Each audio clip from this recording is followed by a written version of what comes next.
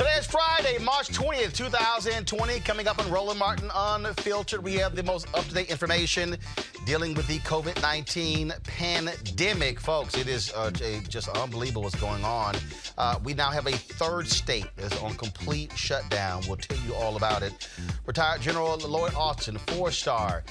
He knows what it's like to send troops in command when it comes to fighting terrorism. How would the military be conducting this national security issue? And that's exactly what this is. We're going to looking forward to that interview with him.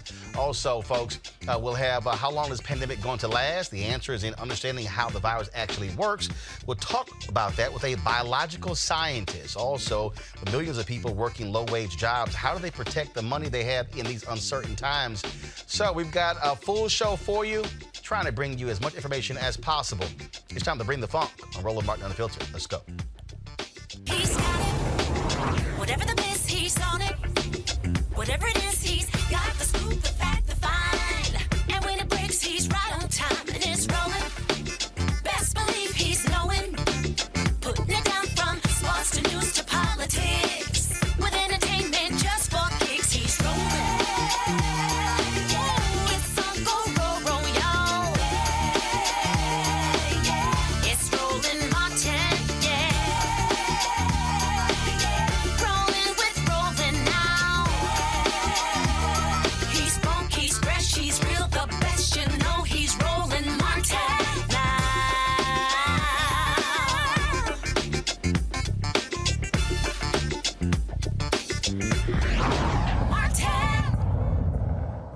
As of today, there are 16,026 cases of COVID-19 in all 50 states and 3 U.S. territories. At least 213 patients with the virus have died. Folks, this thing is continuing. The Trump administration continues to say that more tests are being made available, but now we keep getting word from a number of hospitals that they are running out of masks. They're running out of gowns. Some say that you have one hospital CEO said one company is trying to charge them $7 per mask when they normally cost 58 cents. Yesterday, Donald Trump stood before the cameras and talked about what he said was a promising drug to fight coronavirus, but then he said the FDA approved it, but then the FDA had announced last night, no, it has not been approved. It's still going through testing. Lots of conflicting statements coming out in today's news conference. Here's some of it. We've also temporarily waived all interest on federally held student loans. They'll be very happy to hear that. And I've instructed them to take that action immediately. And today, Secretary DeVos has directed federal lenders to allow borrowers to suspend their student loans and loan payments without penalty for at least the next 60 days. And if we need more, we'll extend that period of time. Borrowers should contact their lenders, but we've given them very strong instructions. So we've temporarily waived all interest on federally held student loans. All right, folks. Also, the issue came up when it came to testing and the conflicting information that we keep hearing. Here's Dr. Fauci answering that question.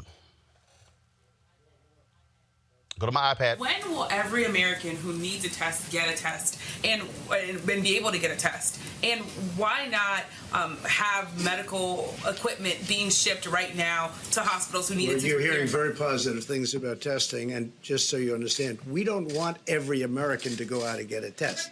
350 million people. We don't want that. We want people that are that have a problem, that have a problem with they're sneezing, they're sniffling, they don't feel good, they have a temperature. There are a lot of different things. You know them better than I do. So ready? We don't need that. But what we are having is we're having these private labs have come in. They've been really fantastic. And we also have a great system for the future.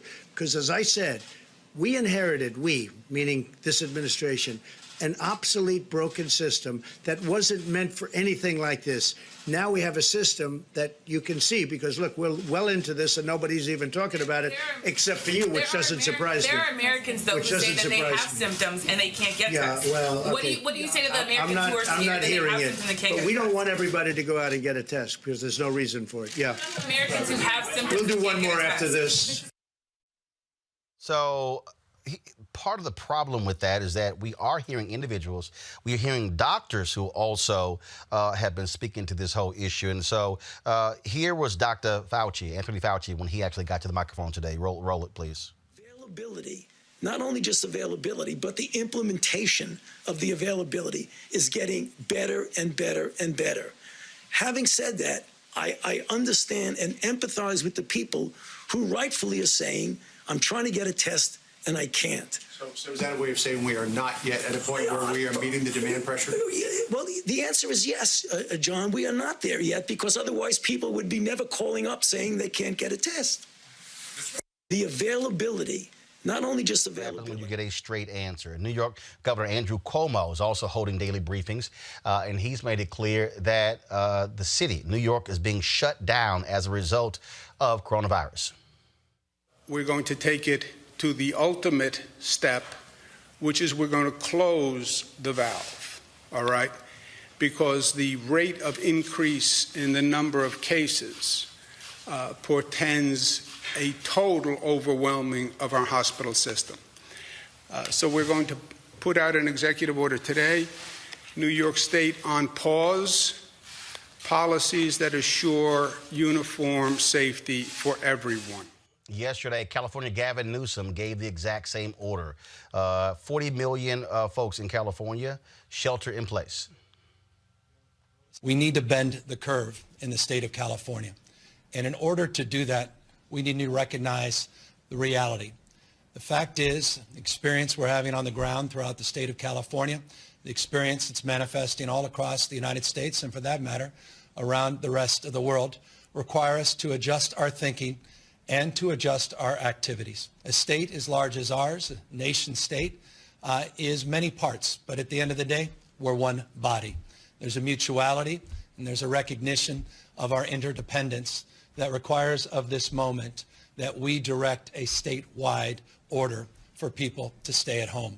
I want folks to know that we've lost a lot of volunteers that, simply are concerned and understandably are staying at home, and our food banks and others that have relied on volunteers and the community spirit need a little support.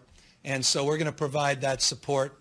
This shouldn't be alarming. It's humanitarian only, but we'll send out about 500 of our extraordinary leaders in the National Guard to help with the distribution and the food. Again, just purely humanitarian.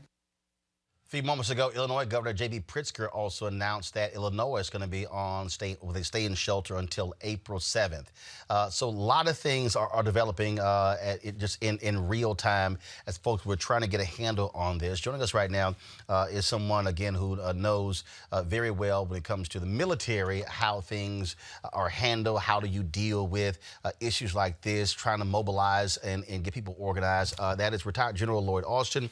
He, of course, was the 12th commander of the United States Central Command, the first black commander, the head of the organization, and also served as the commanding general, the last commanding general of the United States Forces Iraq Operation New Dawn. And so, General, certainly glad to have you here on Roland Martin Unfiltered. Glad to be here, Roland. All right, so as someone who has commanded troops, when you look at this this coronavirus epidemic, we're seeing it going on all across the country. You have states who are saying shelter in place.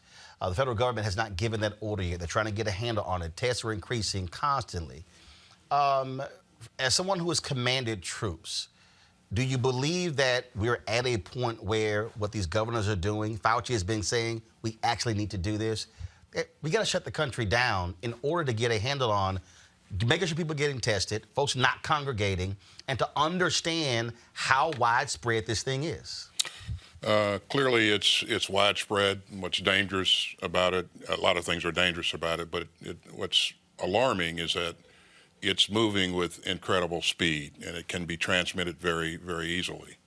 And so the magnitude of this problem, Roland, is unlike anything that we've ever encountered before. Typically when you have a national emergency, something like a hurricane or a tornado or an earthquake, it's centered in one part of the United States or one part of the world, and you can mobilize resources from other places and direct them to that place in need. In this case, when things hit the fan, the globe got sprayed. And so it's very difficult. It's impossible to to shift resources around. What you have to do is bring things up to scale as quickly as you possibly can. And what the military does is it adds scale can add scale to the problem. It clearly can provide command and control and structure. It has capability in the form of labs and some other things, and it has some of America's best people. The military has been employed or utilized in a number of national emergencies, but we are typically not the lead federal agency when it comes to something like this.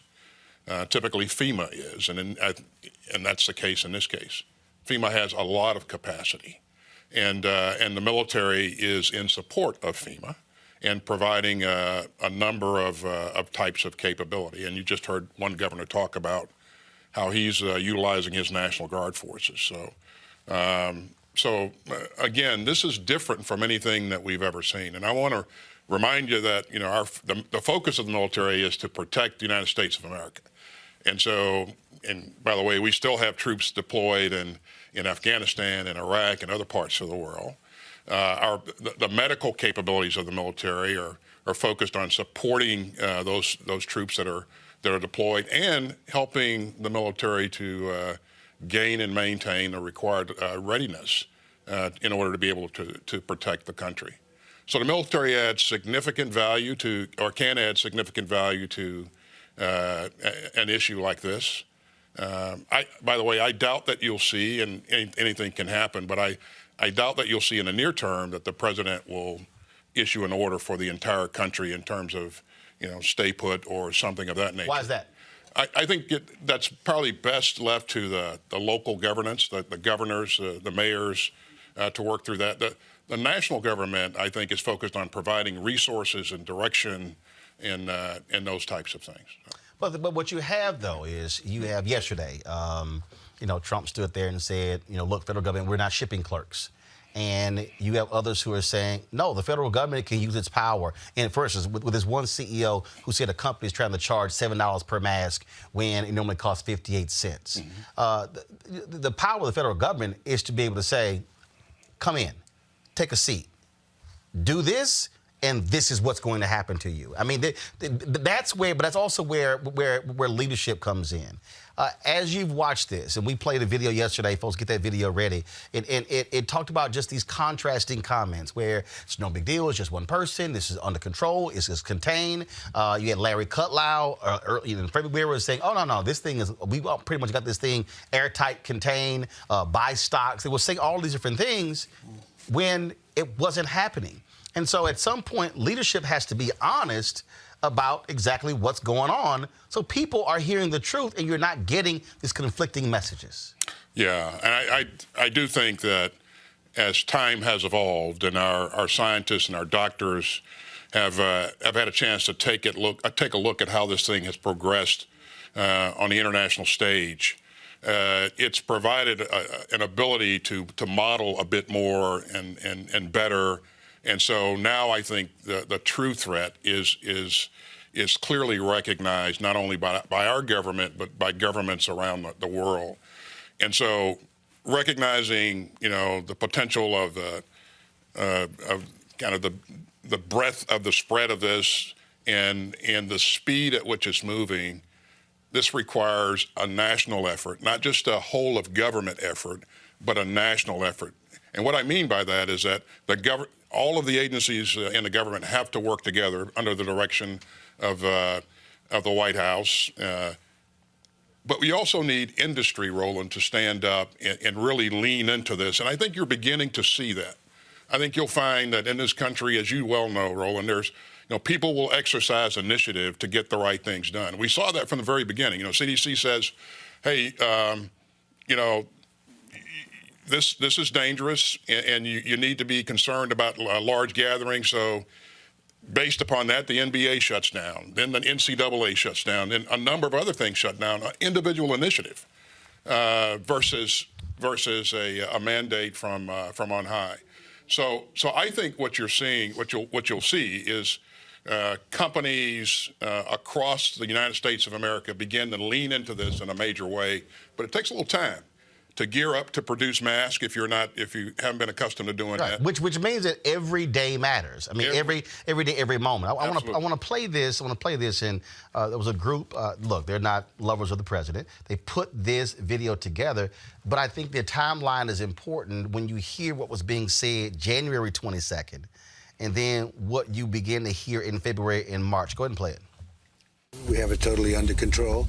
It's one person coming in from China. We think we have it very well under control. We pretty much shut it down coming in from China. You know, in April, supposedly it dies with the hotter weather. When it gets warm, historically, that has been able to kill the virus. People are getting better. They're all getting better. And the 15 within a couple of days is going to be down to close to zero. It's going to disappear. One day, it's like a miracle. It will disappear, and you'll be fine. They're going to have vaccines, I think, relatively soon. Not only the vaccines, but the therapies. Therapies is sort of another word for cure. We're talking about very small numbers in the United States. Our numbers are lower than just about anybody. It's really working out.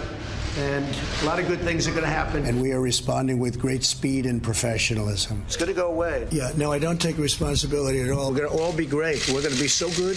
This came up, it came up so suddenly. This is a pandemic. I felt it was a pandemic long before it was called a pandemic. All you had to do is look at other countries. The coronavirus, you know that, right? Coronavirus. And this is their new hoax. We're 15 people in this massive country. And because of the fact that we went early. We could have had a lot more than that. We're doing great. Our country is doing so great.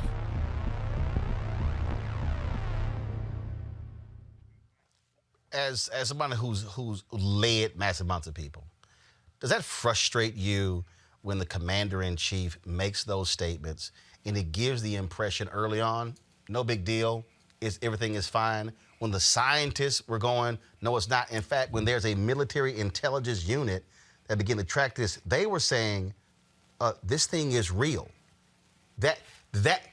Those comments, that's probably what drives me crazy, because that's what led to people going to beaches and keep having gatherings, because it's kind of like, oh, it's contained. He said it's fine. There's no doubt, Roland. I've not heard anyone say, or very many people say, that we weren't late to need. We were late to need. Certainly I wasn't in the room when when the input was being provided to senior leadership and the assessments were being made. But I think that when your experts are telling you something, then it pays to listen to them, and it pays to begin to focus on gathering up the resources to address the problem. And obviously, we didn't do that in a timely fashion. Now we're racing to catch up. And again, we understand more and more each day about this threat.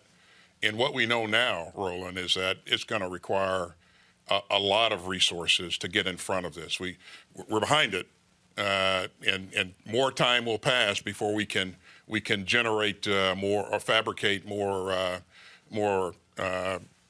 equipment, personal protective equipment and masks and ventilators, because you got to retool some things. You got to really get industry to lean into this. But my sense is that industry has begun to lean into it, and shortly you'll begin to see some progress.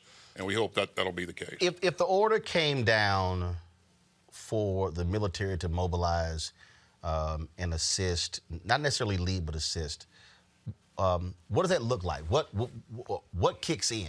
How does it then go from that decision from the White House to the military, then to the rest of the country? Yeah. So you're right. We wouldn't lead this. It would be led by a federal agency, and it is led by a federal agency, FEMA. As the discussion evolves, we'll focus on, hey, what problem is it that we're trying to solve that we can bring military capability to bear to help this problem. Again, we know that we have a need for personal protective equipment. The military has some of that in its stockage, and I think you've heard the Secretary of Defense say that, he's willing to, not willing, but he will provide some of that, mask, ventilators, and that sort of stuff. That's all helpful. We have labs that can assist with testing. We would take, and I'm sure the military is taking a look at, where can we add value to this overall effort? But the military can do a piece of this. This will require, and I think it'll get a lot more capability than just the military alone can bring to bear. We can help erect and fabricate shelters for additional beds. We can use some of the military personnel to displace some of the people that are on the front lines. Swabbing noses and taking samples so that they can test people. So there are a lot of things that can be done and are being done, quite frankly, as you've seen. You know that there's a hospital ship that's soon to be headed to the East Coast, New York.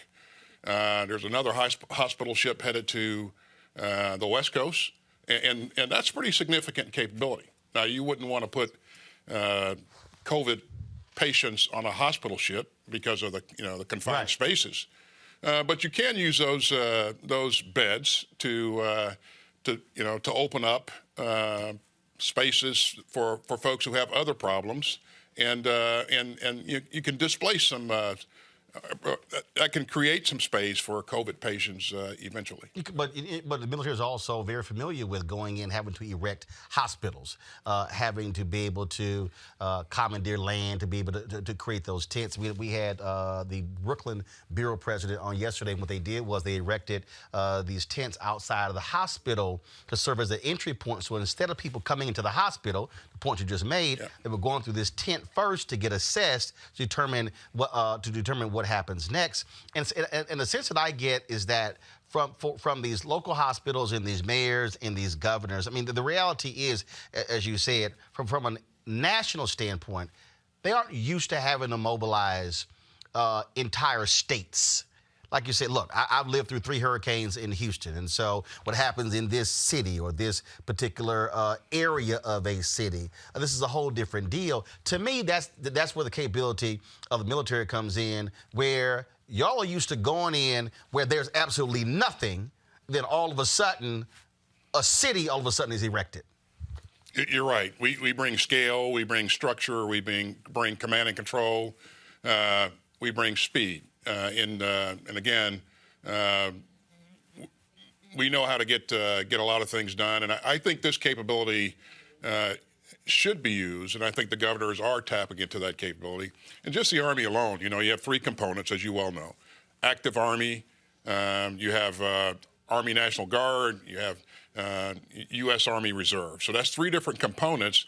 Each of those components has some medical capability. Units that have medical capability. So there's a fair amount of potential there. And again, it just need to focus. We just need to focus on what are the major problems. Where can the military add value, and then quickly make those decisions to employ those capabilities. When we earlier we talked about speed, talked about time. I talked about how, again, it's every day. You didn't have it taken seriously what was going on. I remember we played a video from Senator Kamala Harris, February 12th. That was a hearing, Department of Homeland Security. And she actually posted that video on that day.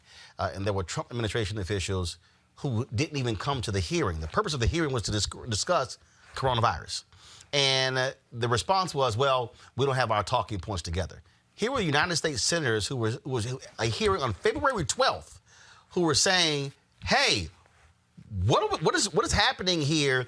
And that seemed to be a huge problem in this whole idea of just, well, we're not really ready to talk about it. And now all of a sudden it's like, oh, no, we were always serious about it. But then when you look at the response, when you look at the fact that we still are not, despite all we're hearing, we don't have massive testing. You still have people who are showing symptoms, whose doctors are saying, I need them tested. They said, oh, they're not serious enough. And doctors are going, what in the world am I supposed to do? And to me, that delay of being able to have mass production of those tests, being able to go to those companies and say, what capability do you have? How can we retrofit your companies to now produce ventilators? Things along those lines. That to me was, for me, a dereliction of duty from this president in the White House, by not taking it seriously, has put us in the position that we're in now? I think, again, we are late to need, but I think that you'll see, once all the segments of our society, of this country, are engaged, and I think we are at this point, I think you'll see things begin to pick up steam, and that flywheel begin to spin, and it'll come up to max RPM a lot faster than people would have thought possible. But again, you got to. Actually, I understand, Ben. Look, you respect the chain of command, being the general, 4-star. When it comes to these news conferences, should the scientists be leading them? I've always felt that having the folks who are the experts talk about the significant issues is the way to go. I think they're committed to providing factual information to the public, and that's really, really important in a way that the public can comprehend and digest. What we want to make sure is that people understand what it is they need to do to protect themselves and their families, and understand also that the system is beginning to work hard to deliver the capabilities that we'll need to counter this going forward. Last question. Are there one or two things currently not being done that you believe should be done? Well, I think you've heard a number of people say that we need to increase the amount of tests available so we can get a better picture of how big this problem really is. And again, since I am not in the decision-making loop and I don't fully know all the things that are being done, I don't care to second guess at this point. I suspect there are a number of things happening behind the scenes that we're not aware of. But I would tell people that if you want to know what the military is doing, if you go to DOD.gov and look at the latest updates, you'll see what the Department of Defense is doing. If you want to know what the Army is doing, you can go on the web and figure out, or gain information about the latest decisions that have been made to deploy resources or employ resources. So I think a lot more information is out there now, Roland, than was just 48 hours ago.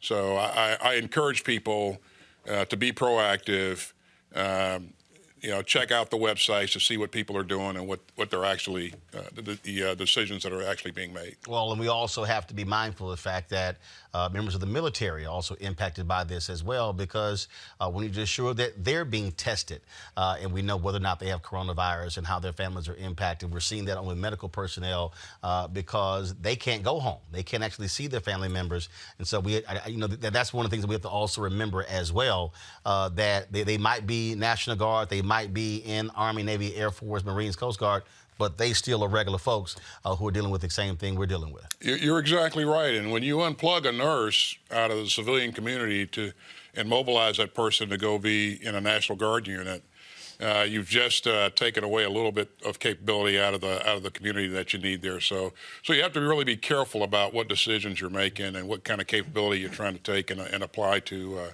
the problem set. What I would leave you with, Roland, is that our military has never failed this country once in the country's existence, not once. When called upon, they will rise to the occasion, and they will put country and the people of this country before their own personal concerns. But the issue that you just raised, that the service members have family members too, is something that we need to continue to be mindful of. The military will always want to do our part or their part to help, and again, they have never once failed the United States of America. So. General Lloyd Austin, retired 4-star general. We appreciate it. Thanks a lot. Thanks for having me. And so in the history of the Army, how many African Americans have been 4-star generals? Is it 7, 8? I think we're up to 9 now. Okay. All right. Well, our goal is to get. I was number 6. Bro. You were number 6. Yes. Wow. That's crazy. That's crazy. So, and also, when I interviewed General Brooks, one of the things he told me, he said that y'all always make sure that when one retires, there's always one who's coming online. So who's the current active duty four-star general in Army? General Mike Garrett. He's the commander of United States Army Forces Command down in Fayetteville, North Carolina, Fort Bragg, North Carolina. He's a great American, and one day you should have him on your show. Ah, we'll do that. Well, luckily, of the total number, I've actually talked to 5 of them. So I'll talk to probably a majority of them. So we'll definitely try to get them on as well. All right, General, I appreciate it. You should have us all on at one time here at some point, Roland. Right, and guess what? Y'all can probably all fit on one set. Absolutely. Which is not a good thing. General, we appreciate it. Thanks a lot. Thanks, Roland. All right, folks. Again, as I said, the U.S. has suspended all non-essential traffic across its borders with both Mexico and Canada. Italy announced another record-breaking death toll, folks, 627, up from 427 the previous day. The country cited 9,600 people in one day for violating its lockdown. Also, when it comes to your taxes, y'all don't really want to talk about that. It's been extended from April 15th to July 15th, and also stocks continue to fall. The S&P 500 fell by more than 3%. Going to go to break. When we come back, more breakdown of the latest with the coronavirus right here in Roland Martin Unfiltered. You want to support Roland Martin Unfiltered? Be sure to join our Bring the Funk fan club. Every dollar that you give to us supports our daily digital show. There's only one daily digital show out here that keeps it black and keep it real as Roland Martin Unfiltered. Support the Roland Martin Unfiltered daily digital show by going to RolandMartinUnfiltered.com. Our goal is to get 20,000 of our fans contributing $50 each for the whole year. You can make this possible. RolandMartinUnfiltered.com. All right, so a lot of y'all are always asking me about some of the pocket squares that I wear. Now, Robert don't have one on. Nope. Now, I don't particularly like the white pocket squares. I don't like even the silk ones. And so I was reading GQ magazine a number of years ago, and I saw this guy who had this pocket square here, and it looks like a flower. This is called a shibori pocket square. This is how the Japanese manipulate the fabric to create this sort of flower effect. So I'm going to take it out and then place it in my hand so you see what it looks like. And I said, man, this is pretty cool. And so I tracked down, it took me a year to find a company that did it. And so they basically about 47 different colors. And so I love them because, again, as men, we don't have many accessories to wear, so we don't have many options. And so this is really a pretty cool pocket square. Now, what I love about this here is you saw when it's in the pocket, it gives you that flower effect like that. But if I wanted to also, because if I flip it and turn it over, it actually gives me a different type of texture. And so therefore it gives me a different look. So there you go. So if you actually want to get one of these shibori pocket squares, we have them in 47 different colors.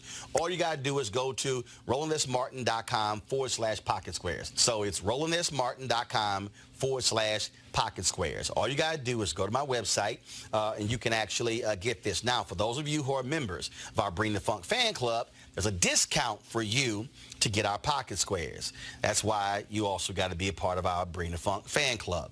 And so that's what we want you to do. And so it's pretty cool. So if you want to jazz your look up, you can do that. In addition, y'all see me with some of the feather pocket squares. My sister, who's a designer, she actually makes these. They're all custom made. So when you also go to the website, you can also order one of the customized feather pocket squares right there at RolandSMartin.com/pocket squares. So please do so. And of course, it goes to support the show. And again, if you're a Bring the Funk fan club member, you get a discount. This is why you should join the fan club.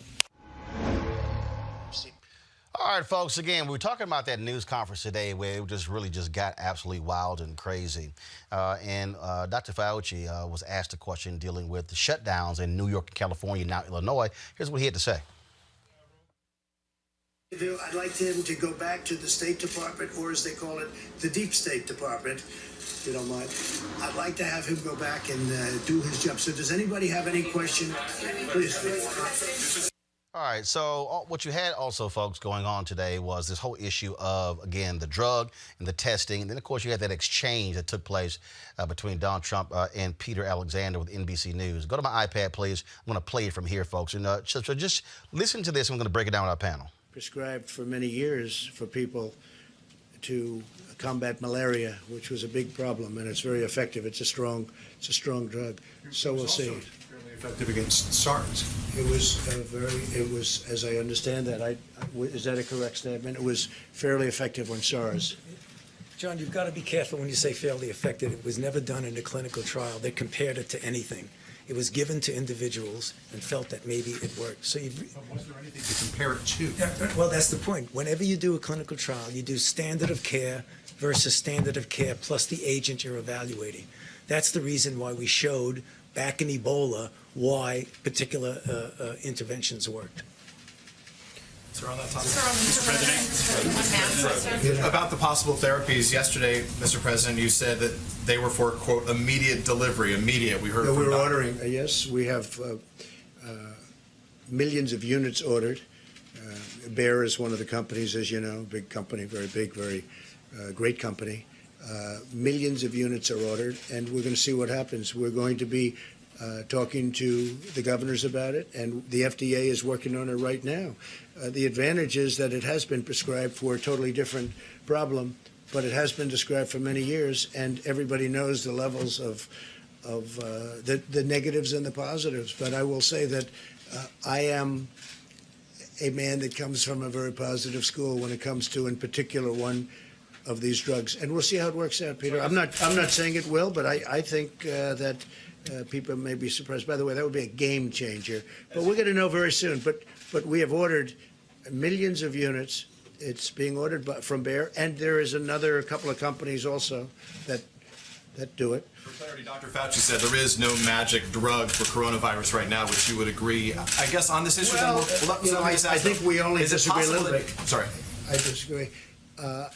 Maybe and maybe not. Maybe there is, maybe there isn't. We have to see. We're going to know. Is it possible that your impulse to put a positive spin on things may be giving Americans a false sense of hope? No, I don't think so. Misrepresenting the preparedness right now. No, I don't think so. I think that I think it's got the not yet approved drug. Such a lovely question.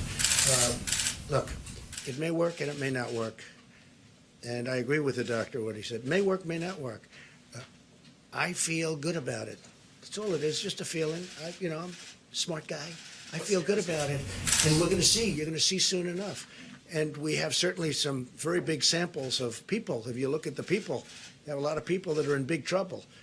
And this is not a drug that obviously, I think I can speak from a lot of experience because it's been out there for over 20 years. So it's not a drug that you have a huge amount of danger with. It's not like a brand new drug that's been just created that may have an unbelievable monumental effect, like kill you. We're going to know very soon. And I can tell you, the FDA is working very hard to get it out. Right now, in terms of malaria, if you want it, you can have a prescription. You get a prescription. And by the way, and it's very effective. It works.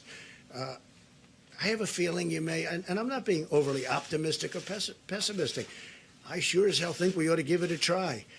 I mean, there's been some interesting things happened and some good, very good things. Let's see what happens. We have nothing to lose. You know the expression? What the hell do you have to lose? Okay? So what do you say to Americans who are nearly 200? John, go ahead. Dead. What do you say to the Americans who are scared, though? I guess nearly 200 dead, 14,000 who are sick, millions, as you witnessed, who are scared right now. What do you say to Americans who are watching you right now who are scared? I say that you're a terrible reporter. That's what I say. Go ahead. I I think it's a very nasty question, and I think it's a very bad signal that you're putting out to the American people. The American people are looking for answers, and they're looking for hope. And you're doing sensationalism, and the same with NBC and Comcast. I don't call it Comcast. I call it Concast. Let me just for whom you work. Let me just say something. That's really bad reporting.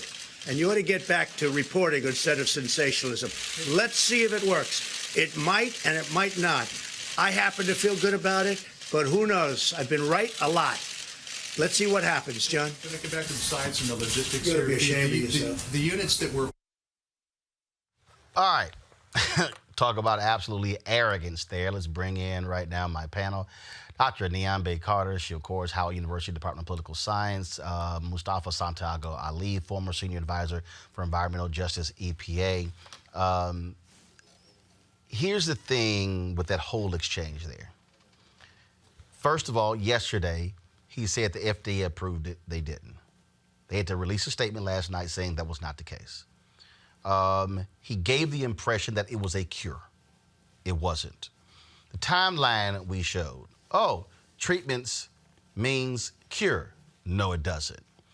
The problem here, which is what Peter Alexander was getting to, is you're lying. He didn't want to say it, but he should have said it. What he should have said is, you've constantly lied, and they had to correct things. Remember, the Oval Office address. 3 different things he said, they were all lies. They had to come back and correct those things immediately after the speech. He stood up and talked about the hospital ships. They're still in port, getting repaired. They're not going to be able to go out for a couple of months. He makes announcements, and it's not rooted in fact. That's really what Peter Alexander was saying, and then he got pissed off. Well, I mean, and Alexander gave him a softball at the end. What would you say? First of all, it wasn't even a softball.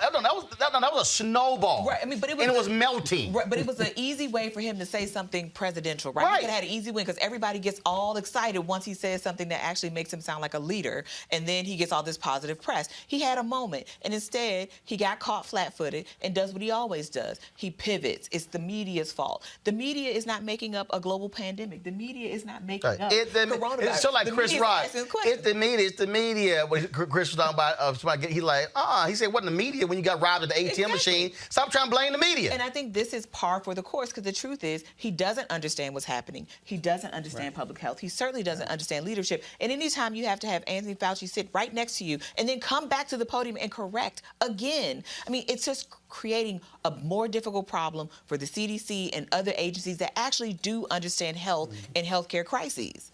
And that right there, Mustafa, is the fundamental problem that we're dealing with. You cannot trust what comes out of his mouth. You can't. Right. The president has been, he's been in a situation since the first day that he came into office where he was not prepared, and when he was in over his head. I mean, just look at all of the choices that he's made. Sensationalism was the only thing that the president had going for him.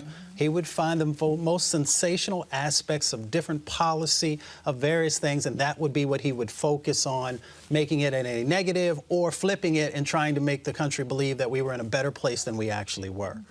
I resigned from the federal government over 3 years ago now. I started talking about the coronavirus in January the 24th because I found out from some other scientists how serious they thought it was in mid-January. So if somebody who does not work and does not have the same access that the president does can know how serious this is, then it says something about the president. It was another exchange I think this is Cecilia Vega on ABC. Go to my iPad, please. I'm just thinking the application here. So that would be under sort of a modified compassionate access? We're doing that, I guess, and that's what it's called, yeah. Yes. I would like Dr. Fauci, if you don't mind, to follow up on what the president is saying. Should Americans have hope in this drug right now? And, sir, I would like to follow up on Peter's question here. Could you please address Americans in this country who are scared right now? This is a very valid concern that people have. No, there really isn't that much of a difference in many respects with what we're saying. The president feels optimistic about something, his feeling about it. What I'm saying is that it might be effective. I'm not saying that it isn't. It might be effective, but as a scientist, as we're getting it out there, we need to do it in a way as while we are making it available for people who might want the hope that it might work, you're also collecting data that will ultimately show that it is truly effective and safe under the conditions of COVID-19. So there really isn't different. It's just a question of how one feels about it. Is there any reason to believe it's not safe? Well, certainly as a drug, any drug, John, has some toxicities. The decades of experience that we have with this drug indicate that the toxicities are rare and they are, in many respects, reversible. What we don't know is when you put it in the context of another disease, whether it's safe. Fundamentally, I think it probably is going to be safe. But I like to prove things first. So it really is a question of not a lot of difference. It's the hope that it will work versus proving that it will work. So I don't see big differences here. I agree. Sir, your message to Americans who are working at home, who have their children in their homes right now, who are homeschooling, doctors who say they don't have the masks they need to do their jobs, your message to them. My message to the American people is that there is a very low incidence of death. You understand that. And we're going to come through this stronger than ever before. If you get it, if you happen to get it, it is highly unlikely. It's looking like it's getting to a number that's much smaller than people originally thought in terms of the ultimate problem, which would be death. My message to the American people is, number one, you've done an incredible job. Incredible what you've gone through. It's been incredible. It wasn't their fault. It wasn't their fault. It wasn't the fault of 140 other countries where this has happened. And there is tremendous hope. And I think we're going to come out stronger, better, bigger in every way. I think we're going to be a better country than we were before. And we learned a lot. We learned on reliance, who to rely on, who not to rely on. But our country has been incredible, the way they pulled together, including the fact that I just spoke to Senator Schumer. We had a wonderful conversation. We both want to get to a good solution. But it's been really, for me, watching and seeing people that weren't speaking, getting along well, because we all have one common aim, and that's to get rid of this invisible enemy, get rid of it fast, and then go back to the kind of economy that we had, and maybe even better. Yeah, please, in the back. No, in the back. This is what, again, it's the lying. First of all, y'all let it run, because I'm looking for something else. No, go to the split screen. Because I'm looking to pull the audio down. I'm looking for something. We're going to be helping them a lot. We're going to be focused. Why the hell is Sean Spicer asking a question? Hold up. I'm sorry. Focus of that conversation. What the hell was that? They are really the engine behind our country. Sean Spicer all of a sudden is in the, pull the audio down. What the hell was that? Sean Spicer, really? He pulled the audio down of that just for us. Here's the whole piece here. He lies. To sit there and say, well, it's not, it's all about death. There are more people who are dead today than a month ago. We said it, 16,000 cases. The numbers increasing in New York State, in Washington State, in Louisiana. What world is this dude living in? But this is the thing. Donald Trump has routinely done this, which is play fast and loose with the facts, and then you have to have other people come clean it up. And the fact of the matter is people will continue to die because he's very cavalier about this, saying, oh, you'll just get sick. Like it's just going to be a case of the sniffles. This is a very serious disease, and I think he's treating this as if it's just a cold or it's just something that won't really kill that many people. But isn't one person dying one too many, particularly when we knew in January that this was happening, particularly when you had health officials saying this thing is coming, and if we don't test people and we're not proactive, this is going to spread. This is exactly what happened. And now we're here reaping the whirlwind. There's a reason states are shutting down. Absolutely. I had a guy who, matter of fact, John Ziegler, he's been, first of all, I think I have the Sean, go to my iPad. I think I have the Sean Spicer question. I'm still laughing at it. Go. No, in the back, please. Mr. President, two questions, if you'll indulge me. The first question is, many small businesses are concerned that they have weeks, not months, and are worried about how long it'll take.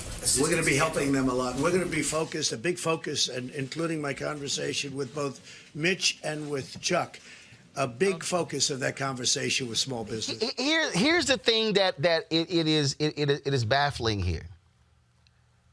The governor of California says shelter in place because, based upon the numbers that we've run, 56% of all Californians are going to get this.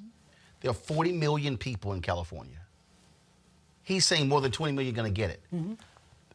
To then go, oh, this thing is slowing down, but it's like, no, that's something that's actually happening in the world, and then something totally different in his brain. Right. But you have to, so let's go back just a little bit in history. The president has never believed in science. When you see science folks talking, he ignores them. When he came in, he tried to get rid of all the science advisory committees. He began to take scientists away from their scientific jobs and put them in accounting jobs and other types of things at other agencies where people left. At the Environmental Protection Agency, he did everything that he could to manipulate science so that he could manipulate policy so that those who are making profit could continue to do so and to expand that. And here's the other part. The president lives in a billionaire bubble. He lives in a place where he is protected from many of the things that everyday people have to deal with. Now, Corona may be a different situation where, yes, he may actually get impacted because he may actually contract the virus. But his administration has lived. They have created policy. They have implemented different types of steps from this privilege paradigm, which I call the billionaire bubble, where you think you can do whatever you need to do and you will always be okay, and the folks on the outside just have to live with it. Of course, the coronavirus pandemic showed up in the middle of spring break. Didn't phase a whole bunch of young people that act like that nobody can get it. And here was some video, of course, from Florida.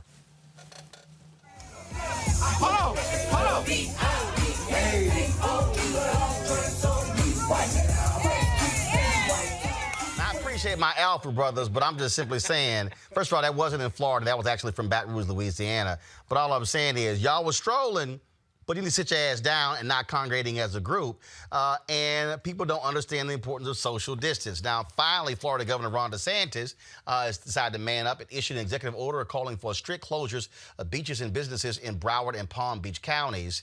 You know, that's what you should have been doing before. And again, people are sitting here saying, how are these closures, how is this shelter in place going to impact those who are homeless and in faith-based communities? Joining us right now is Reverend Shane Harris, founder of the People's Alliance for Justice.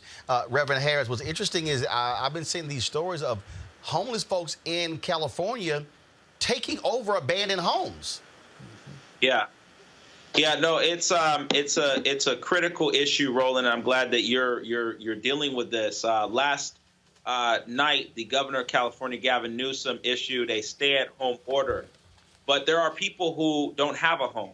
There are people who are unsheltered. And we've been raising to county officials here in San Diego and across the state that our homeless population should be screened. We've been calling for street screening teams and in some cases tested depending on the symptoms that they show.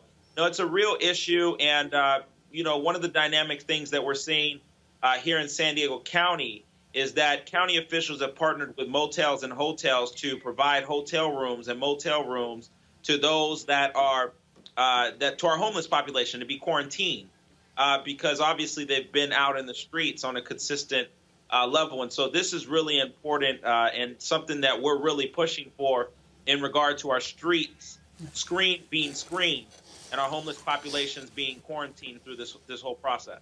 And so who's actually dealing with this issue? Well, it really is a coordination of county government, state government. We don't think the federal government is doing anything about this on a federal level, but state and county government here in California are really partnering to try to partner with hotels and motels across the state to provide these rooms to our homeless population. And I believe that the state of California and our local county government, and I know particularly here in County of San Diego, what happened was that county government basically is funding these hotels to be able to provide this space to homeless folks out in the streets so that we can quarantine them for at least the next few weeks until this thing slows down. What are you advising these cities and counties to do? I mean, because, look, we've been dealing with this homeless issue. We've seen it really rise up over the last 6 or 9 months. Cities have been talking about how much of a crisis it is, especially on the West Coast, where, of course, the cost of homes is exploding, places like San Francisco and L.A. What should be happening in cities and counties across the country? Well, I think that I like the idea that of partnering with hotels and motels to provide a temporary space to our unsheltered populations. But I also think that what I mentioned is that there needs to be consistent screening in this whole crisis and public health outbreak with our homeless populations. You're not seeing people being screened.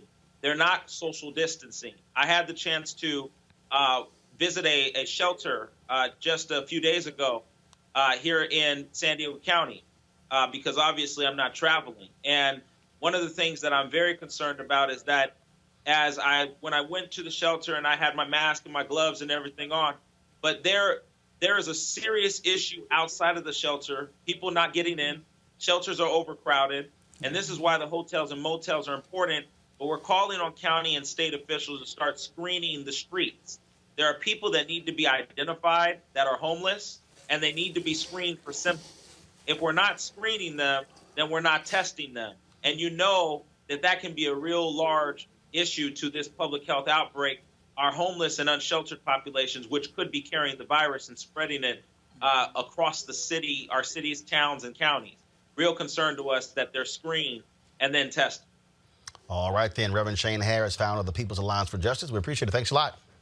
Thank you. DLB, this is what I've been saying. What this is exposing are the multiple facets, the gaps in this society. That's what this is exposing. Absolutely. And when you talk about folks like the housing insecure, which like a lot of different kinds of people who are couch surfing, people who are maybe living in cars for a while, people in shelters in these different communities, they don't really have the ability to just go out and go to the doctor if they get a sniffle. So there are lots of concerns. You're also talking about people who may have other kinds of chronic health conditions, which will then make this virus all the more dangerous to those folks. So I think there's a lot to consider when you're talking about the housing insecure and even dealing with people's shame around not being able to provide a steady place for themselves to live, perhaps their children to live, and having to overcome that stigma so that we actually can do something to actually help people in a proactive way. But for sure, with the housing crisis we see, whether it be California or DC or New York, I mean, that's not going to go away. And long after this virus is done, we'll still have to be thinking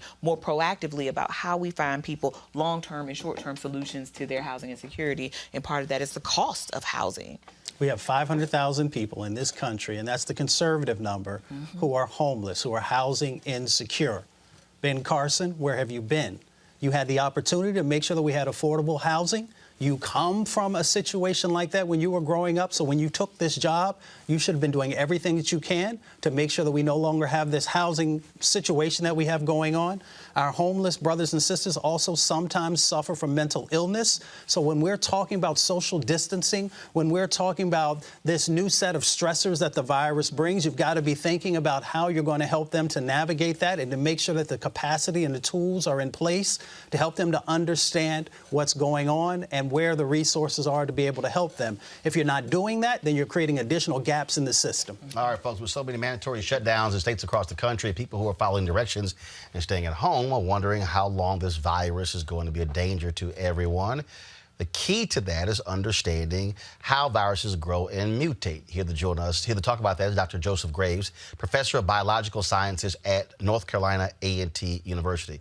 So, Dr. Graves, so break this thing down, because now we're hearing, now people are scared to even touch packages. Now we're hearing that that the coronavirus is airborne, that it could now reside on the corrugated boxes for 4 or 5 days and surfaces. So now people are just totally freaking out. And so walk us through exactly, what all of that means. Is that true or not true?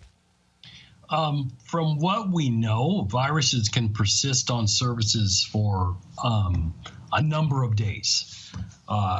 What I've seen in terms of the coronavirus is 72 hours, but that's always going to have a plus or minus to it.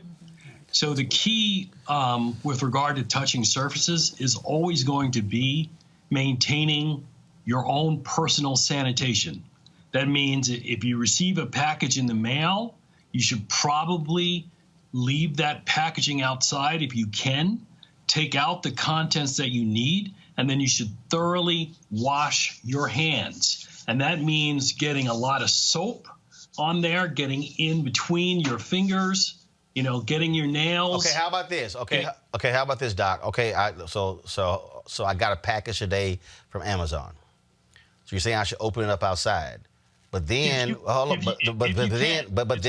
I can. But then, shouldn't I also open the box that's inside of the box and take the item out?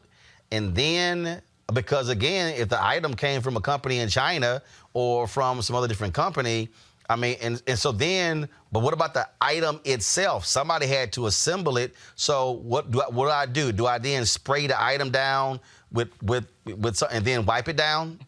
Again, if you can wipe down the item with an antiseptic, it's probably a good practice.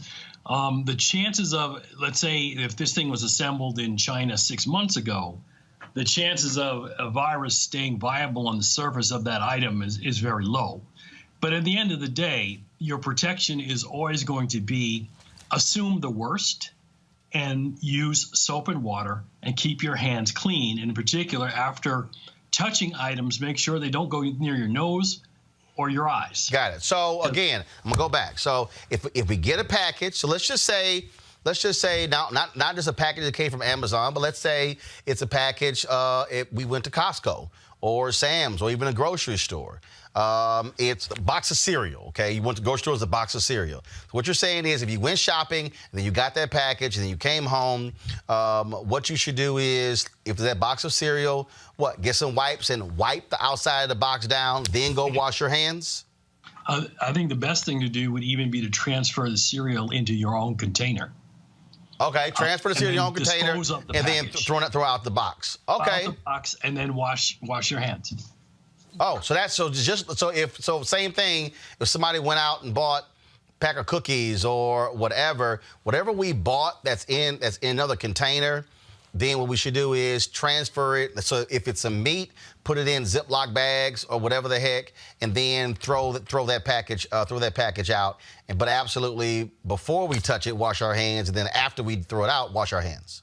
Yeah, and if you have the option to buy disposable surgical gloves, my laboratory, we work with bacteria all the time. And so my students are always in the lab wearing gloves. And so when we work with, bacterial samples, we have gloves on. They then dispose of the gloves, and then they wash their hands thoroughly, singing, happy birthday to me at least 2 or 3 times. And the key, again, is getting lots of lather, because the way you get the virus off of your hands is by the action of the soap. And people should not, by the way, have overdue confidence in antiseptic and antibacterial substances, because, one, generally they don't work well against viruses.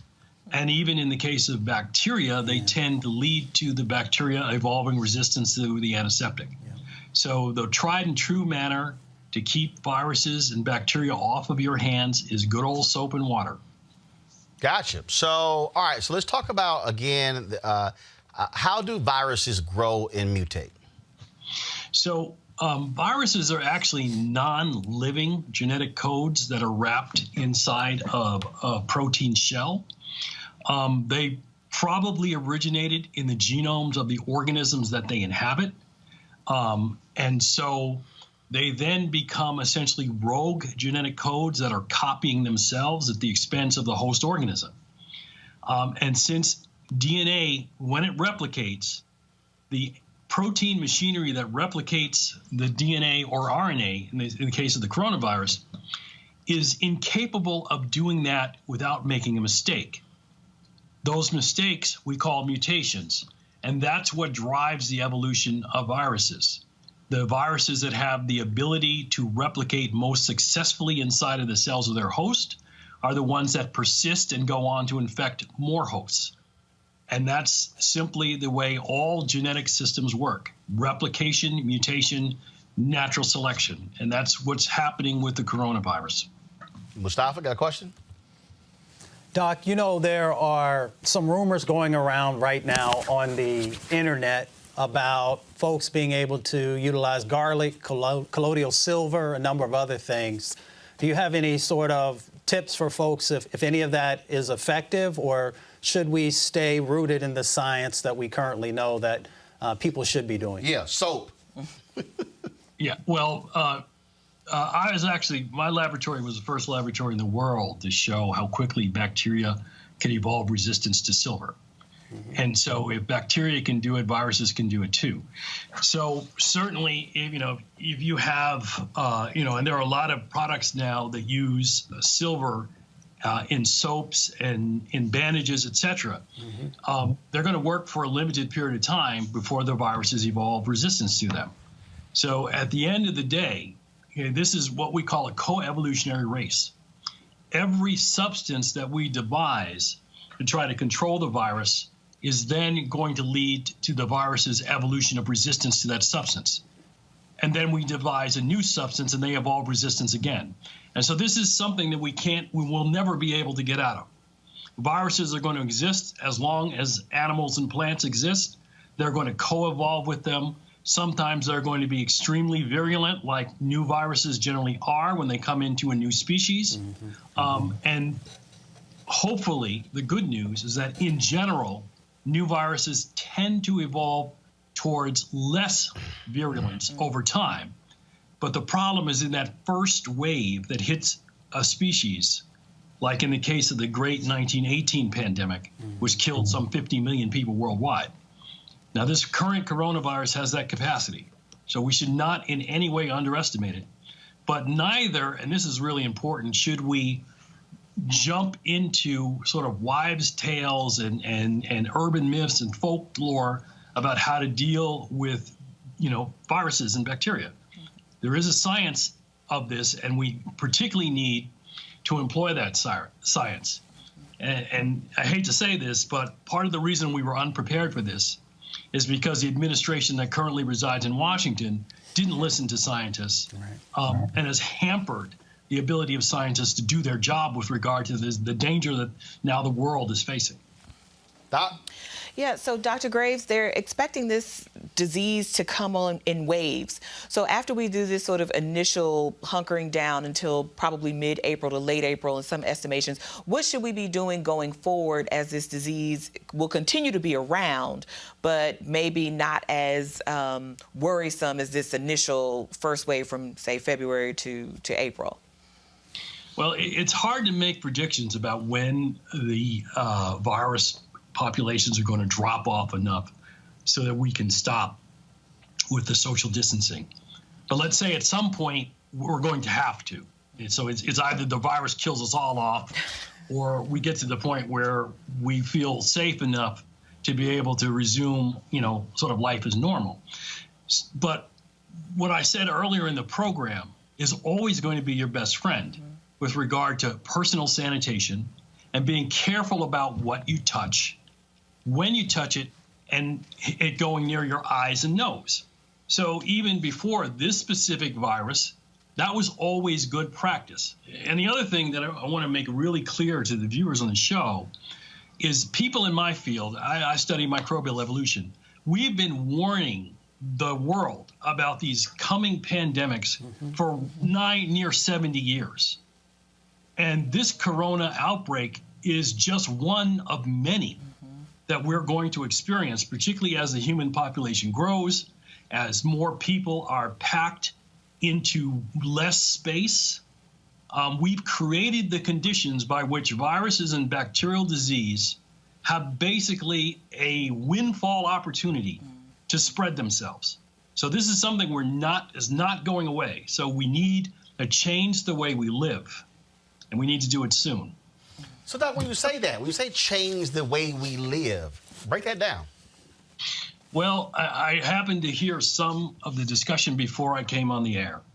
And one of the things that really wealthy people don't seem to understand, that one of the unanticipated side effects of income inequality is creating a reservoir of people, for example, homeless people and incarcerated people, who are always going to be the target of these viral and bacterial diseases because of the conditions that they have to live in.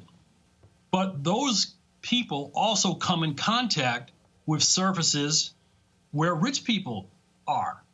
So if they think they're going to be safe by, cloistering themselves in their own communities while allowing the majority of people in this country to go homeless or underemployed or thrown in jail, then they've got things absolutely wrong. Because even in their best interest for us to have people with places to live, people with employment that is meaningful, it's important for us to end mass incarceration. Even if you were just going to not even talk about the social justice aspects of it, epidemiologically, it is a terrible idea. Doc, one of the things I find to be very interesting, and granted, you're a scientist. Some might say this is a question of faith, but also could be science. And that is, when you look at where we are now, I saw there was a video in Venice, and because the ships have not been able to travel, the dolphins have returned to the area near where people walk. there was someone who posted a graphic that showed the air quality in Los Angeles as a result of people not being able to travel. I've been hearing all over the place. Folks have been talking about, wow, man, I went for a walk and the air is different not going for a walk.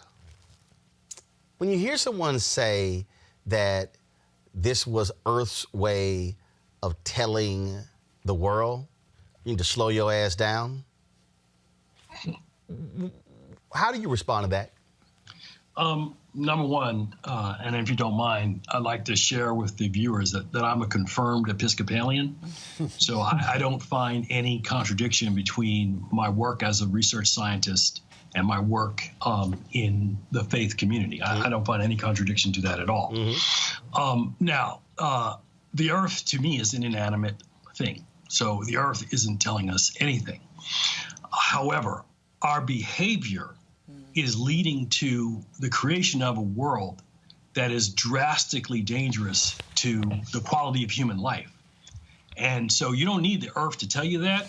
All you need to do is open your eyes and take a look at what's been happening over the course of the 20th century. If you haven't seen the videos of Antarctica calving huge sheets of ice bigger than states in the Union, if you haven't seen documentary films like Chasing Ice, where you see glaciers receding over in time-lapse photography over 50 years, then you're simply unaware of the fact that we as human beings are destroying the planet that gives us sustenance. And if we, again, do not change our ways, biological processes are going to let us know in no uncertain terms that the way we are living is unsustainable. Now, I don't throw that on God because, from where I stand, God is good. But people, on the other hand, have that's me turning on the automatic lights. We got you. We know. God. Well, yeah, Mustafa said God was sending you a signal. Go ahead. So it's just going on with that.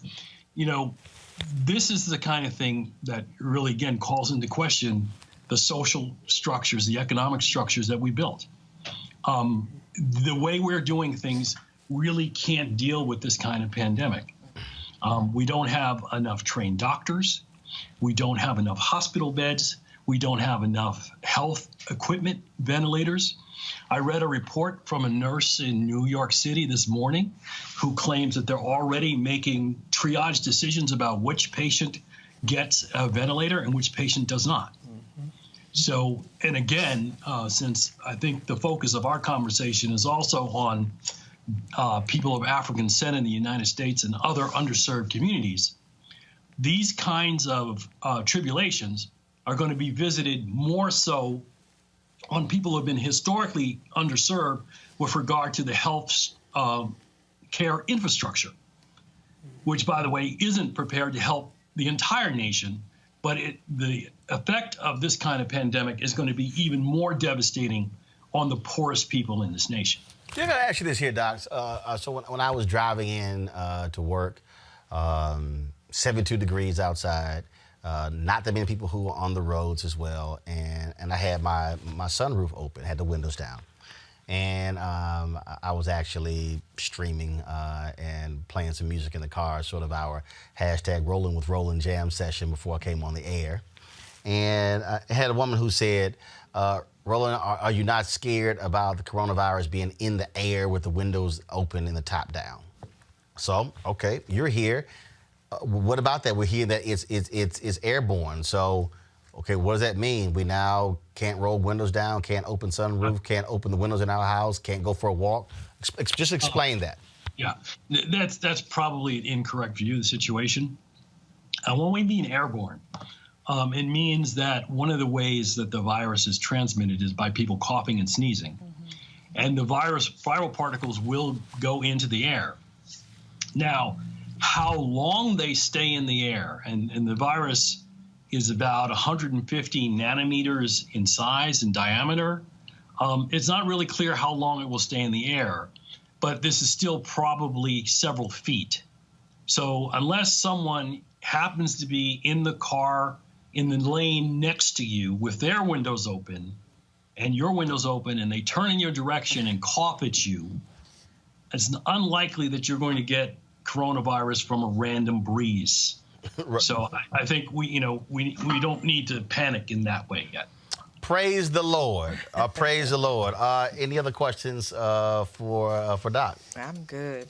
He said it all. He said a mouthful. Yeah. Well, Dr. Graves, certainly glad to have you here. One of the reasons why I created this platform is because it drives me crazy when these sort of stories happen and you swear that there are no black scientists, there are no black doctors, there are no black biological science, microbiologists, virologists. And so for our audience, it's been great for us to see the expertise that exists with our community and to be able to answer these questions. And so we certainly will be calling upon you and some of your other colleagues. If you got any other folks you want to recommend to us to have on, actually, I would like to say one thing in that regard. Go ahead.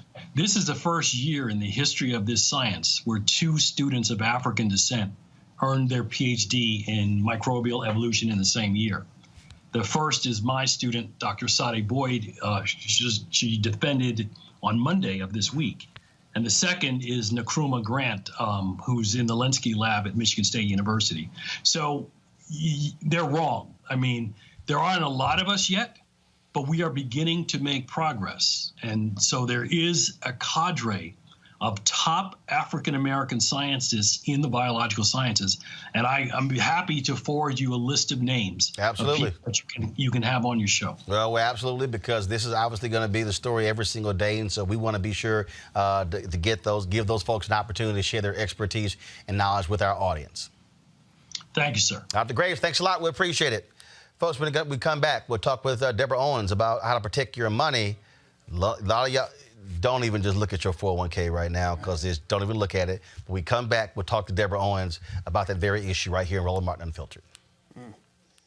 You want to support Roland Martin Unfiltered? Be sure to join our Bring the Funk fan club. Every dollar that you give to us supports our daily digital show. There's only one daily digital show out here that keeps it black and keep it real as Roland Martin Unfiltered. Support the Roland Martin Unfiltered daily digital show by going to RolandMartinUnfiltered.com. Our goal is to get 20,000 of our fans contributing $50 each for the whole year. You can make this possible. RolandMartinUnfiltered.com.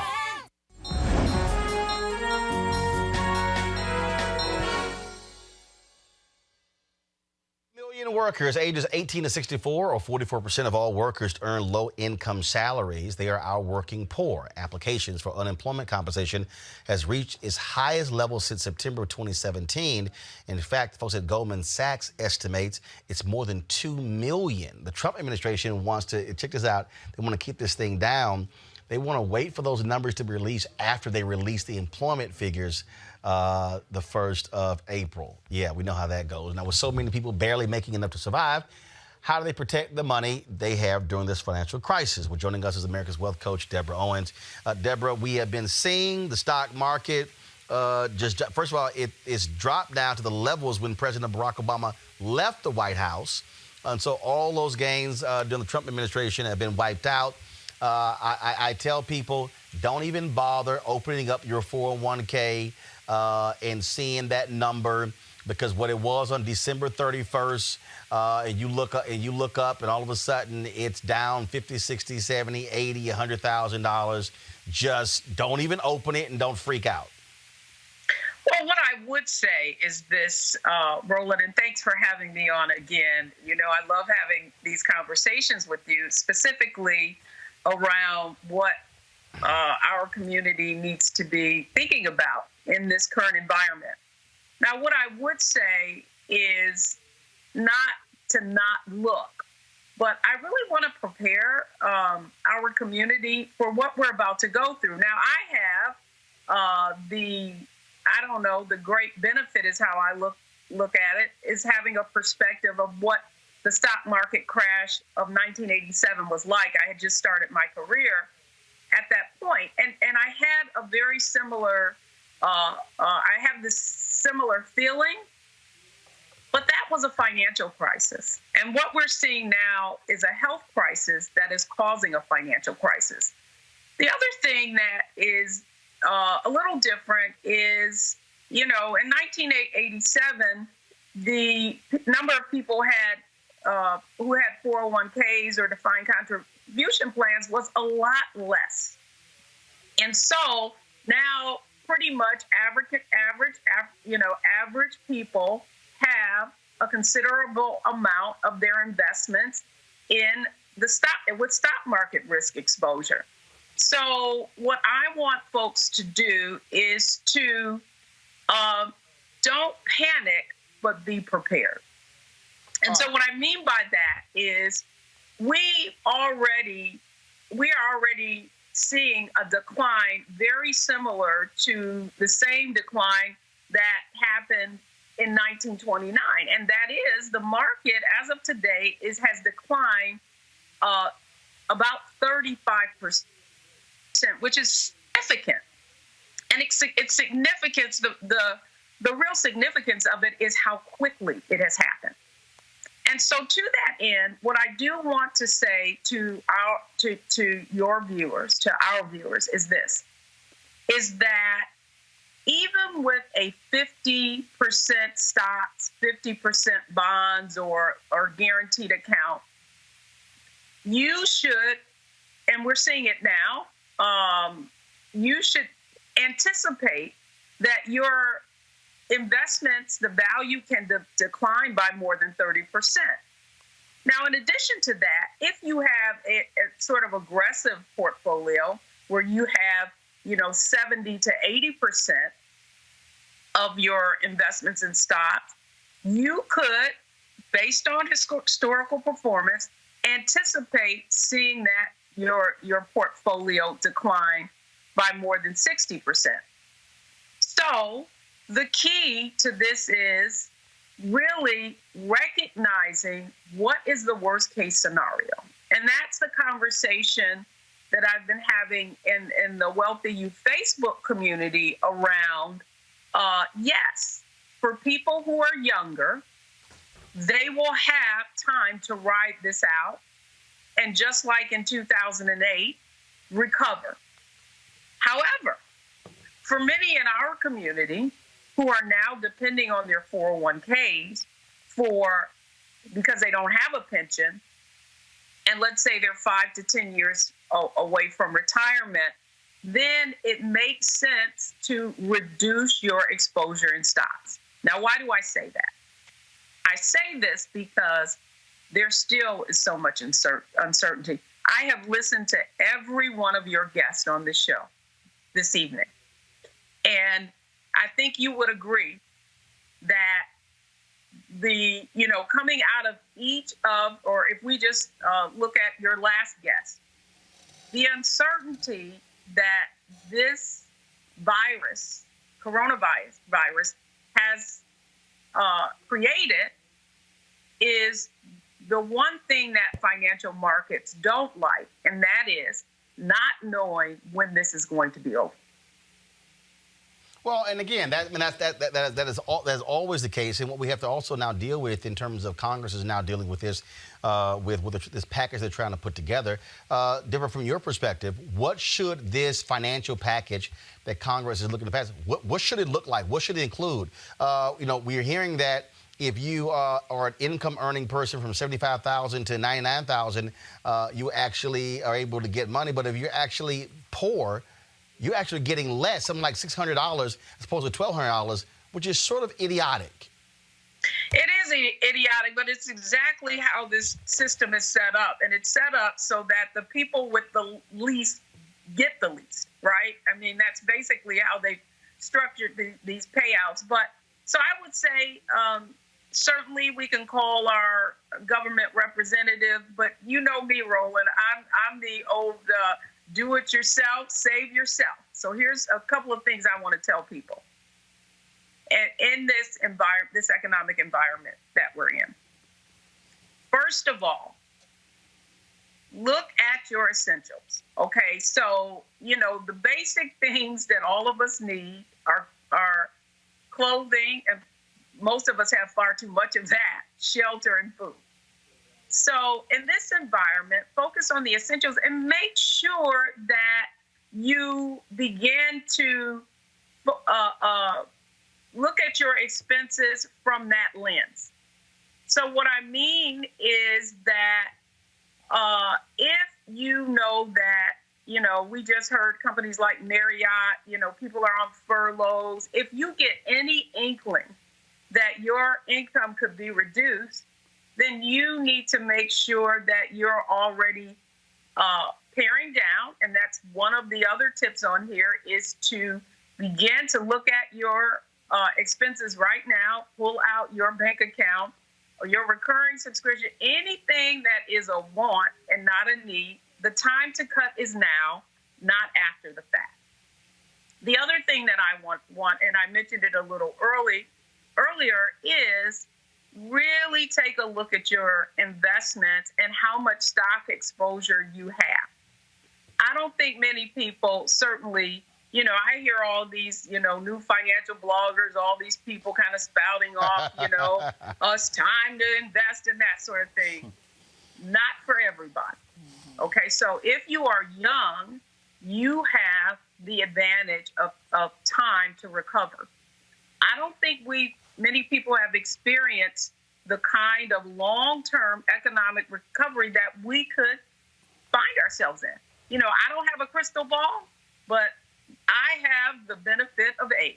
And because of that, I know recessions, I know bubbles, I know stock market crashes, and we have to prepare ourselves for this being, because of all the uncertainty, for it taking some time to have some economic recovery. So that's the look at how much you're exposed to stock. And you need to, if you cannot afford to, if you don't have 5 to 10 years to recover, then you've got to reduce your exposure. Are there some opportunities in this market? Certainly there is, because if you look at the stocks that have done well and that are still doing well, they are what are now being called stay-at-home stocks, right? So they're your Zooms of the world, where you're able to do teleconferencing. They are, you see there's great demand for grocery stores. So the grocery stores are doing phenomenally well, provided that the supply chain and all of that holds up. So there are some bright spots. I just want to make sure that realistically that our folks are prepared to hunker down and at the same time be creative. Now, Roland, I do not espouse fear, but I am a realist, right? And so I think we all need to be thinking about, in this new environment that we find ourselves in, where many of us are working at home. Now, I am a small business owner, so most of my work is either done on site with clients or from my home office anyway. So I'm sort of ahead of the game. But one of the things that I've had to do, even with my business, is now companies are asking me to do webinars virtually because many of their employees are feeling financially anxious. So now I'm simply that workshop that I would have delivered in person, I'm now doing online. So if that is true, then what are some of the companies that are going to change the way they do business that now perhaps I can be employed by? I want you to be online looking for opportunities right now. Who are the companies that are hiring? We heard that Amazon is hiring more. I forget so go online, 7-Eleven, do your research now. Yeah, 7-Eleven announced they're going to be hiring 20,000 people because of increased demand at their convenience stores. Yes. So what I'm saying is, let's not be reactive. Let's be proactive, and let's start looking. I think it was Wayne Gretzky that said, he looks at where the puck is going to go, not where it is. And I think that if we're going to survive and be resilient and weather this economic storm, we have to be creative. All right. Deborah Owens, we certainly appreciate it. If folks want more information, where do they go? Yeah, I tell folks if they want to learn about more tips, they can find us on Facebook, the Wealthy You Community, All they have to do is go in, search for the Wealthy You community, and we are having these conversations every day. And of course, folks, we certainly want to thank the folks at AFSCME for being the sponsor of our American Worker segment and supporting Roland Martin Unfiltered. Deborah, thanks a lot. Thanks so much, Roland. All right, folks, COVID-19 has claimed the life of an NBC employee, Larry Edgeworth. Here was Chuck Todd making the announcement on air. We've now lost a member of the NBC News family to the coronavirus pandemic. Larry Edgeworth, a veteran audio technician, a beloved colleague, he died yesterday after testing positive for the virus. Those of us who did know him and worked with Larry remember him as a gentle giant, kind, talented, and dedicated professional who made us all better. His loss is a reminder that this crisis is personal for so many of us, that behind the daily numbers are stories of struggle and hardship and loss. We truly are all in this together, and if we remember that, we will get through this together. So we send our condolences to Larry's family, his wife Crystal, and their 2 sons, and we hold them in our hearts. Again, it's one of those things I keep trying to tell people, this whole notion that somehow black folks don't get it. It's absolutely crazy. Mustafa, you asked the doc that question about folks talking about garlic and whatever. People need to, all them old-ass remedies, they need to stop. Yeah, this is real. This is real, and we need to listen to science, and we need to make sure that we're doing what's necessary to protect ourselves and protect our communities. It was interesting when I was driving over to the show today.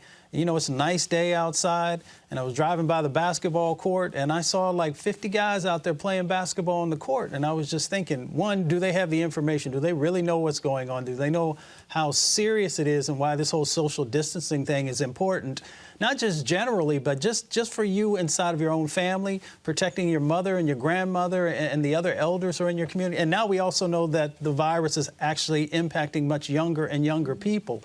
So I just hope we get it together and do what we have to do to help to protect our community. What I hope is, I wish these people, especially these crazy right-wingers, would stop this whole nonsense in trying to compare coronavirus to auto accidents. I mean, here was this idiotic question today at the White House. Check this out. Mr. President, to follow up on that, there are millions of people out there that share that view, that say, I don't really need to shut things down. I don't really need to stay away from stores. I can go to the beach. And those people making multiple actions exponentially, it's the difference between life and death. Yeah, I agree with that. But I think I'd like to have Anthony answer that, because to be honest, that's what he does. And we had a lot of very talented people telling us what they think we should do. Thank you, Mr. President.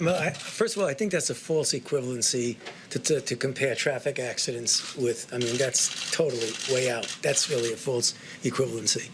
When you have something that is new and it's emerging, and you really can't predict totally the impact it's going to have, and you take a look at what's going on in China, and you see what's going on right now in Italy, and what's happening in New York City, I don't think with any moral conscience you could say, why don't we just let it rip and happen and let X% of the people die? I don't understand that reasoning at all. Okay, so again, you're hearing this whole nonsense and it's just people, they say this stuff. I do have to play this here. There was this point in today's news conference where you just heard where Donald Trump just being idiotic and dumb. And then he made this comment about the deep state department. Just watch Fauci. Just watch his response. I'd like him to go back to the State Department, or as they call it, the Deep State Department, if you don't mind.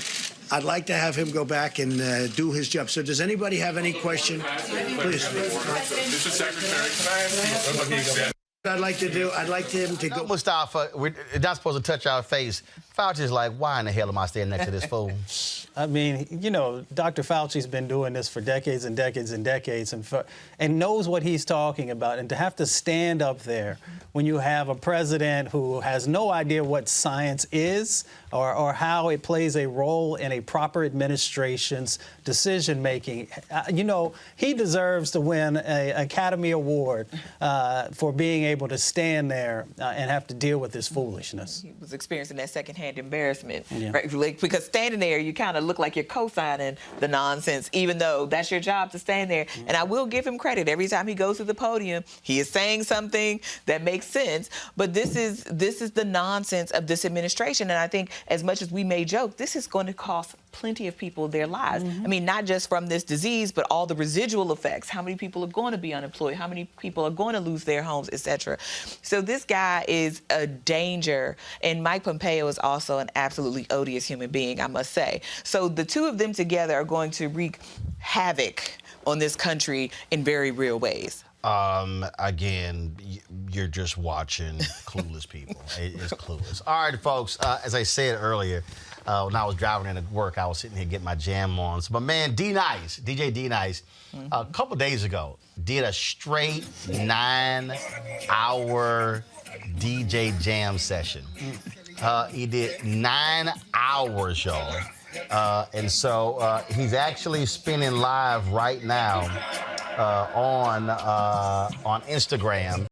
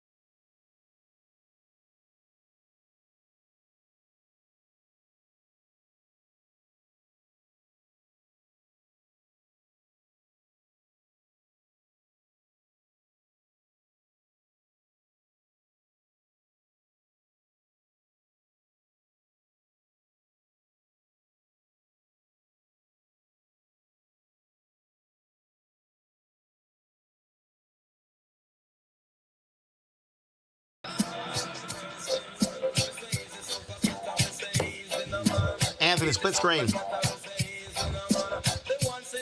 So the problem is, you take guys like D-Nice, DJ Feezy, these cats, they can't DJ. And so we can't go to parties, we can't do anything. And so we saw earlier this week, John Legend and all the different artists start doing these concerts from home. And so I've been talking to D-Nice and Kenny Burns about doing a virtual block party. And so when he did this earlier, I was like, okay, we got to figure this thing out. And so I think we figured out how we can have 100 different people tying in at the same time on a video stream. Look, people need it in times like this. I mean, I appreciate all their efforts because DJs, artists, everybody's sort of pitching in and doing what they can to raise people's spirits, because some of us are home alone. Some of us can't go and get in touch with other people. And it is nice to have something like this, because music, I think, connects so many people, and it's always there, even when nothing else is there. It's music. I mean, we don't know how long this internet thing is going to last, but while it's here, we can at least enjoy the music. Well, absolutely, and so that's why we're sitting here jamming with D-Nice. And here's the deal, Mustafa. We're gonna need more of this. And so, so one of the things we're talking about is like if we do this virtual block party, and if we're able to pull in these different video streams, we can have, because he normally does his parties with Kenny Burns, and so. You say your name. Yeah. Kenny was on earlier. And so we can be able to pull in all these different streams of people who are dancing in different parts of the country, different parts of the world. Our culture is amazing. The way that it helps us soothe the soul, bring folks together, bring joy and happiness. Matter of fact, you say this. I gotta play this. Somebody sent me this. Okay, first of all, I gotta remember who the hell sent me this video. You talk about had me absolutely dying laughing. So this brother took a. Oh, here it is. Is this it? Monty Bell. This brother took. Hold on. Turn it up.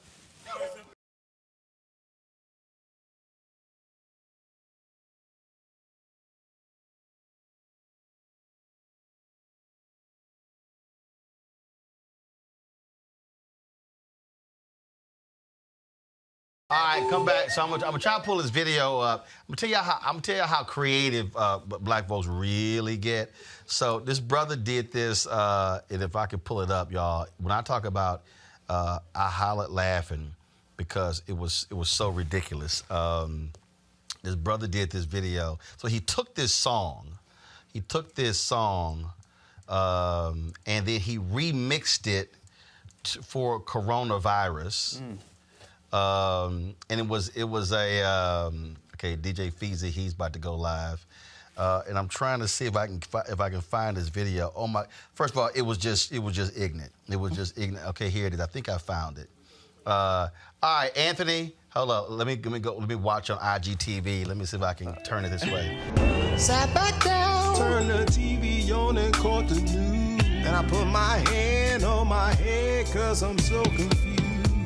And then I turned the TV down, 'cause I thought I heard a coughing sound.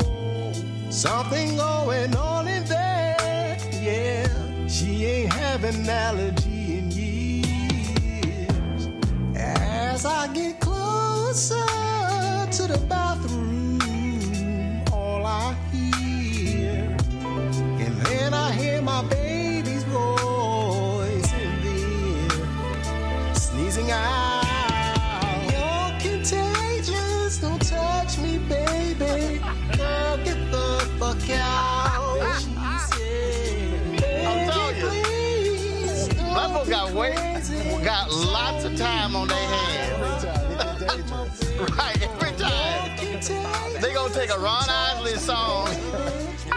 He said you can take. He says, right, absolutely undefeated. Says she is contagious. That's just cold. That's just cold. All right, y'all. We certainly appreciate everybody watching the show. It's been one hell of a week. Also, this just in, a staff member Vice President Mike Pence's office has tested positive for coronavirus. Their statement, Peter Baker of the New York Times, they released it saying that person didn't have contact with Pence or Trump. We don't believe nothing they say. But we'll see what happens with that. So, folks, if you want to support what we do, go to RolandMartinUnfiltered.com. Join our Bring the Funk fan club. You can support us via Cash App, PayPal, or Square. Every dollar you give goes to support this show to make it possible for us to keep giving you the kind of information you're not going to get anywhere else. Please be sure to go back and watch all the shows we've had this week. We have some amazing guests you're not going to see anywhere else. I certainly want to thank retired General Lloyd Austin for being with us today. We had retired General Kip Ward, another 4-star, who was with us on Wednesday as well. And so, giving that perspective in terms of the military, we want to thank, of course, Mustafa and Dr. Carter as well for being with us today. And so, folks, and we always end the show on Friday, showing you, of course, all the people who support what we do. Don't forget this weekend. So we are going to try to work on this virtual block party. And so look for our update. And then my wife was supposed to give a sermon on Sunday at a church in Maryland. Obviously, they're not having services. So we're going to actually live stream the sermon on our platform. That's going to be on Sunday, and so that's what we're going to do. And then on Monday, I wanted to do it today, but we were so caught up with some other different things. So next week, what I'm going to do is I'm going to actually bring in all different gadgets. And so all you churches out there, especially a lot of small black churches, are trying to figure out how they reach their members. We're going to show them different ways on how they can actually live stream as cost effective. It's not going to cost them a whole bunch of money. So it's going to take place next week. So I'll see you guys on Monday. Stay safe. Wash those hands. Follow what the doctor said. And please don't congregate in groups. It's okay. Learn how to FaceTime. Learn how to use Google Duo. As a matter of fact, that's important. If you have an Android phone, and somebody has an iPhone and you can't, obviously with FaceTime, it's only Apple to Apple, download Google Duo. Google Duo essentially serves the same thing. It allows for you to do a video conference free. It's an app between an Android and an iPhone and vice versa. So if you've got an iPhone and you know somebody who has an Android, get Google Duo. Both of you must download the app. It allows for you to be able to have a video conversation between both individuals. And so we'll also have Mario Armstrong on the show next week, Tech Bureau, giving you some great information on how, with social distancing, how we can stay in contact with folks by utilizing technology. And so we're going to have all that for you as well. All right, y'all have an absolute good one. I got to go.